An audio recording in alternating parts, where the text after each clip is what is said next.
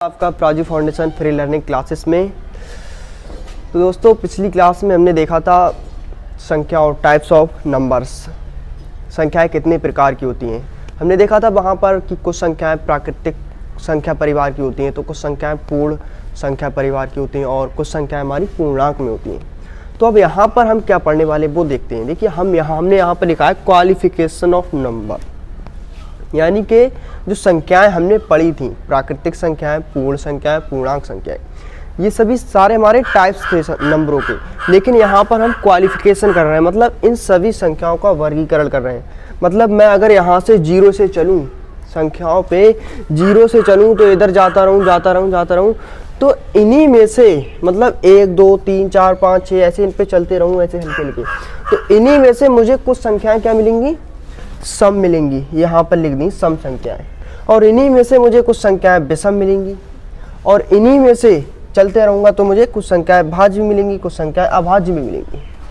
तो ये कौन सी संख्या होती है ये देखेंगे। चलिए देखिए, सबसे पहले मैंने लिखा है यहाँ पे इवन नंबर, सम संख्या। कौन सी संख्या होती है? सम संख्या। बेटा एक छोटी सी बात याद रखना है दोस्तों, जो संख्या 2 से पूरी कट जाए, जो संख्या 2 से पूरी कट रही है, 2 से, ध्यान रखना है, 2 से पूरी कट रही है, तो वो हमारी सम संख्या कहलाएगी। अगर हम इस पे चलें, इस संख्या रेखा पे चलें, तो क्या होगा, हमें वो संख्या उठा लेना है, हमें अभी केवल सम संख्या ढूंढना है, इवन नंबर ढूंढना है। देखिए हम एक 0 पे चले, 0 हमारा सम संख्या नहीं है। क्यों? क्योंकि ये 2 से नहीं कट रहा है। हमारा 1 पे चले, 1 भी नहीं है, क्योंकि हमारा ये सम संख्या नहीं है। 2 पे चले, 2 से कट जाएगा। मतलब मैंने कहा था जो संख्या 2 से कट रही है वो सम है, तो 2 से कट रही है, इसका मतलब क्या हुआ, मैं इसको सम में लिख सकता हूँ। अब जैसे ही आगे बढ़ते रहोगे तुम्हें और संख्याएं मिलेंगी। देखो 3 नहीं है सम, क्योंकि 2 से नहीं कट रही है। आगे बढ़ जाओ, 4 सम है, हाँ 4 सम है। क्यों? क्योंकि ये हमारी 2 से कट रही, 2 दूनी 4, ये कट गई हमारी। अब आगे बढ़ते हैं संख्या 5। क्या 5 हमारी सम है? नहीं है। क्यों? क्योंकि ये 2 से नहीं कट रही है। जब ये सम नहीं है तो इसमें नहीं लिखेंगे। तो अब आगे बढ़ते हैं 6 हमारी 2 से कट रही, 2 3 6, यानी कि ये 6 2 से कट रही है। इसका मतलब क्या हुआ, जो 2 से कट रही है वो सम है, यहाँ पे लिख देते हैं इसे। अब ये 7 2 से नहीं कट रही है, तो ये सम नहीं है। जो नहीं कट रही है वो सम नहीं है, और जो कट रही है 2 से वो सम है। 2 से कटना है, 2 से। हम देखते हैं 8 2 से कट रही है, 2 चौक 8 कट गई। अब हम देखते हैं 9 2 से नहीं कटेगी, तो इसको सम में नहीं रखेंगे। तो सीधी सी बात है, जो संख्या 2 से कट रही है, जो संख्या 2 से अगर कट जाए 2 से, तो वो हमारी सम संख्या हो जाएगी। अब देखते हैं ऑड नंबर हमारी कौन सी होती हैं। देखिए इन्हीं संख्याओं में से हमारी सम संख्याएं निकालनी हमने। अब हम चलेंगे तो इन्हीं में से हमें कुछ विषम संख्याएं मिलती रहेंगी। आगे बढ़ते रहोगे सम संख्याएं मिलती रहेंगी, और आगे बढ़ते जाना तुम, सम संख्याएं मिलती रहेंगी। अब हम ढूंढते हैं विषम संख्याएं में कौन सी हो सकती हैं। एक विषम संख्या कैसी हो सकती है, मतलब उसकी क्या क्वालिटी होगी। देखिए विषम संख्या वो होती है जो 2 से नहीं कटी, बिल्कुल सम के अपोजिट, उल्टी। सम 2 से कट रही है और विषम 2 से नहीं कट रही है। तो विषम हमारी 2 से नहीं कट रही, मतलब इनमें से जो संख्याएं 2 से नहीं कट रही हैं उसको लाकर यहाँ पे रख देना है, बस यही काम है। जो संख्याएं 2 से नहीं कट रही वो विषम होती हैं, जो संख्याएं 2 से नहीं कट रही वो विषम होती है। देखते हैं 0 हमारी 2 से नहीं कट रही है। 0 वैसे विषम भी नहीं होगी, सम भी नहीं होगी। 1 भी सम नहीं होगी, विषम नहीं होगी, ठीक है। हमारी 2 तो सम है, तो विषम नहीं होगी।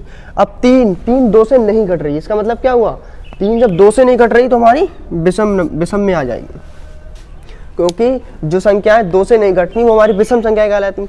आगे बढ़ते जाओ, जो 2 से नहीं कट रही उसको उठा के यहाँ पे रख दो, बस इतना सा काम है। देखिए 4 2 से कट रही है, इसका मतलब ये सम है। 5 2 से नहीं कट रही है, इसका मतलब विषम है। जो नहीं कट रही है वो विषम है, जो कट रही है वो सम है, समझ रहे, 2 से। अब 6 हमारी कट रही है, इसका मतलब सम है। 7 नहीं कट रही है, इसका मतलब विषम है। 8 कट रही 2 से, सम है। और 9 नहीं कट रही 2 से। 10 11 नहीं कट रही 2 से। 13 नहीं कट रही है। 14 नहीं कट रही है। 15 नहीं कट रही है।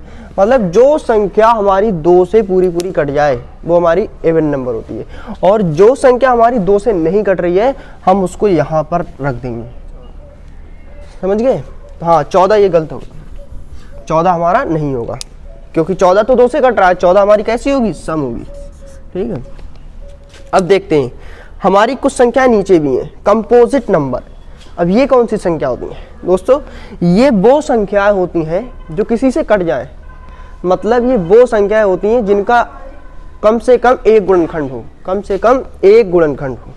देखिए अगर मैं इन्हीं में से देखूं, मान लो ये 2 है, 2 किस किस से कट जाएगी? 2 हमारी किस किस से कट सकती है? 2 हमारी किस 1 से कट जाएगी, 2 से कट जाएगी। इसका मतलब क्या हुआ? इसके तो 2 गुणनखंड है। मैंने कहा था जिस किसी संख्या के अगर एक भी गुणनखंड है, अगर कोई संख्या एक संख्या से कट जाए, मतलब एक भी संख्या से कट जाए कोई, तो वो हमारी भाज्य हो जाती है। लेकिन एक शर्त है, वो संख्याएं एक नहीं होना चाहिए, एक नहीं होना चाहिए, और वो संख्या स्वयं से, मतलब 1 से और स्वयं से हर संख्या कटती है। मतलब 1 से 2 भी कटेगा, 1 से 3, 4, 5, 6, 7, 8, 9, 10, 11, 12, 13, 14, 15, 16 जितनी संख्याएं हैं, दुनिया की सारी संख्याएं 1 से कटती हैं। इतना याद रखना है, दुनिया की सारी संख्याएं 1 से कटती हैं। दुनिया की सारी संख्याएं अपने आप से कट जाती है। मतलब 15, 15 से कटेगा, 25, 25 से कटेगा, 30, 30 से कटेगा, ऐसा होता है। ये हमें याद रखना है, 1 से और स्वयं से हर संख्या कटेगी, 1 से और स्वयं से हर संख्या कटेगी, ये याद रखना है, बस इतना याद रखना है। बाकी 1 के अलावा और स्वयं के अलावा, किसके अलावा? 1 के अलावा और स्वयं के अलावा अगर कोई एक भी गुणनखंड हो, अगर कोई एक भी गुणनखंड हो तो क्या होगी? भाज्य संख्या हो जाएगी। अगर किसी संख्या का 1 के अलावा और स्वयं के अलावा कोई एक गुणनखंड हो, 1 के अलावा और स्वयं के अलावा कोई संख्या किसी एक संख्या से कट जाए, कट गई पूरी, तो वो हमारी भाज्य हो जाएगी। जैसे देखते हैं 2 हमारी तो स्वयं से कट रही है, 1 से कट रही है। इसका मतलब ये सिर्फ और सिर्फ स्वयं से 1 से कट रही है। मैंने बताया था इसको छोड़कर, 1 को छोड़कर, स्वयं को छोड़कर, किसको? 1 को छोड़कर, स्वयं को छोड़कर, मतलब 2 को 1 से छोड़कर और 2 को छोड़कर। अगर ये किसी एक भी संख्या और से कट जाए, मान लो 2 3 से कट जाती, तो ये हमारी भाज्य हो जाती। लेकिन जब ये किसी से नहीं कट रही है, जो संख्या किसी से नहीं कटती है वो हमारी अभाज्य होती है। यहाँ पे हम 2 को भाज्य में नहीं रख सकते, 2 को भाज्य में नहीं रख सकते, क्योंकि ये किसी से नहीं कट रही है, किसी से नहीं कट रही है। अब आप कहोगे कि 1 से कट रही है, 2 से कट रही है, तो मैंने कहा था जो संख्या 1 से, हर संख्या 1 से स्वयं से कटती है, इसको भूल जाओ, हर संख्या 1 से और स्वयं से कट जाएगी। हाँ, इसके अलावा अगर ये किसी से कटती तो हमारी भाज्य हो जाती। अब देखते हैं 3 किसी से नहीं कट रहा है, 3 किसी से नहीं कट रहा है, 1 से स्वयं से हर संख्या कटती, 3 3 से कट जाएगा, 3 1 से कट जाएगा। लेकिन इसके अलावा अगर ये 2 से कट जाती, मान लो 3 अगर 2 से कट जाती तो क्या होता? तो ये भाज्य हो जाती। लेकिन ये किसी से नहीं कट रही, 2 से भी नहीं, समझ रहे हैं? तो ये हमारी भाज्य नहीं होगी। अब देखते हैं 4 हमारी किससे कट जाएगी? 2 से कट जाएगी। मतलब 1 के अलावा और 4 के अलावा, अब 1 के अलावा और स्वयं के अलावा ये 2 से कट रही, मतलब इसका कम से कम एक गुणनखंड है, और जब किसी का एक गुणनखंड होता है तो वो भाज्य कहलाती है। तो मैं 4 को भाज्य संख्या में लिख सकता हूं। क्यों लिख सकता हूं?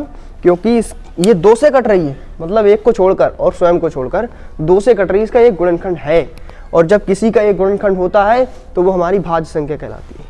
कोई किसी एक भी संख्या से कट जाए, 1 को छोड़कर, स्वयं को छोड़कर, तो वो भाज्य कहलाएगी। अब देखते हैं 5 हमारी किसी से नहीं कट रही है, तो ये कैसी होगी? भाज्य नहीं होगी। 6 हमारी किससे कट जाएगी? 6 हमारी 3 से भी कट जाएगी, 2 से भी कट जाएगी। इसका मतलब क्या हुआ? ये हमारी भाज्य है, 6 हमारी भाज्य है। जो संख्या किसी से कट गई तो वो भाज्य हो गई, जो संख्या किसी से अगर कट गई तो वो भाज्य हो गई, अगर जो संख्या नहीं कटी।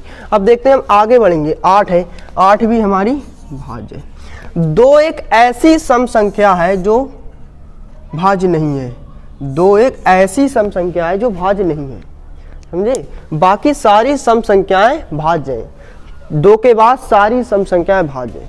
अब देखते हैं अभाज्य नंबर। भाज्य तो समझ में आया, वो संख्याएं जो 1 के अलावा और स्वयं के अलावा, मतलब 1 को और स्वयं को छोड़कर किसी एक भी संख्या से कट जाएं तो वो भाज्य हो जाएंगी। इनमें से देख लेना कौन कौन सी संख्याएं कट रही हैं, उनको यहाँ पे लिख देना, 1 के अलावा और स्वयं के अलावा, इतना याद रखना है बस। अब देखते हैं प्राइम नंबर हमारा क्या होता है। इन्हीं में से हमारे कुछ प्राइम नंबर भी मिलेंगे। चलोगे आगे तो देखो, हमने देखा था 2, हमने देखा 2 का 1 और स्वयं गुणनखंड है, मतलब 2 1 से कट रहा है और 1 से कट रहा है और 2 से कट रहा है।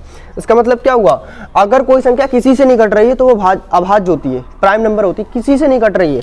तो मैं 2 को यहाँ पर आंखें मीच के लिख सकता हूँ, 2 को आंखें मीच के लिख सकता हूँ। क्यों? क्योंकि ये किसी से नहीं कट रही है, किसी से नहीं कट रही। और इसको ध्यान में रखना है कि हर संख्या 1 से स्वयं से कटती है, हर संख्या 1 से स्वयं से कटती है, ये ध्यान रखना है। ये इसके बेस पे आपको भाज्य नहीं बनाना है, क्योंकि हर संख्या 1 से स्वयं से कटती है। इसके अलावा अगर 2 किसी से कट जाती तो हमारी ये भाज्य हो जाती, अगर ये किसी से नहीं कट रही तो अभाज्य हो जाएगी। अब देखो 3 किसी से नहीं कट रही है तो इसको अभाज्य लिख दिया।